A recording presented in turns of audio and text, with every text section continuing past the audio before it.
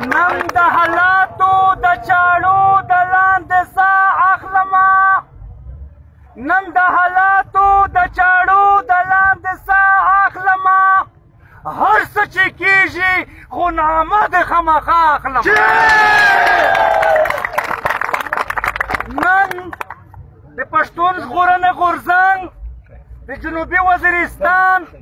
د اوړه په بازور کښې ارغونډ شوي ډېر سپېڅلي مشران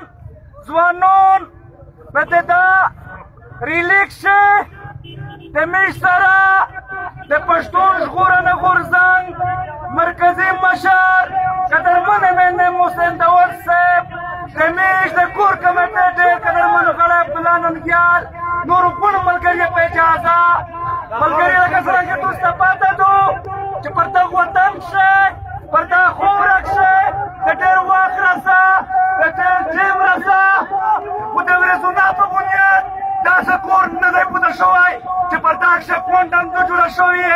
بچی په دا کې بچی یتیم نه دی پوته شوی پر دا کښې موږ نور نه یې ځورېدلي پر داسې حالات کښې پی ټي ایم په شکل کښې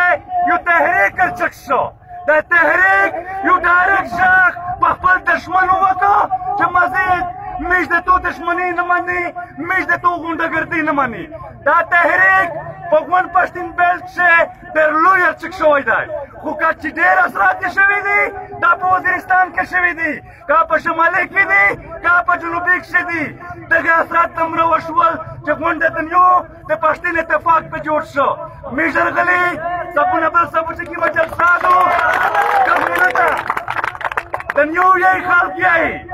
چې د اوړه خلق مړنی خلق دی موږ ښه یو شاګر وړی دی بیا په خپل دښمن باندې کلاک شاخ کړلی ده پوره په میرانشاه کښې چې کومه جلسه ده په 14 تاریخ پر دا کښې موږ خواستر وړی دی او انشاءالله دا خلق ننګیالی خلق دی امید لري چې دا جلسه کښې موږ سره ګډین کړي پر دا جلسه کښې چې کوم شاخ په دښمن کړین کړی دی اصلي شاخ نه دی فیصله کړین کېدو امید لري چې دا غونډه خلک ورسي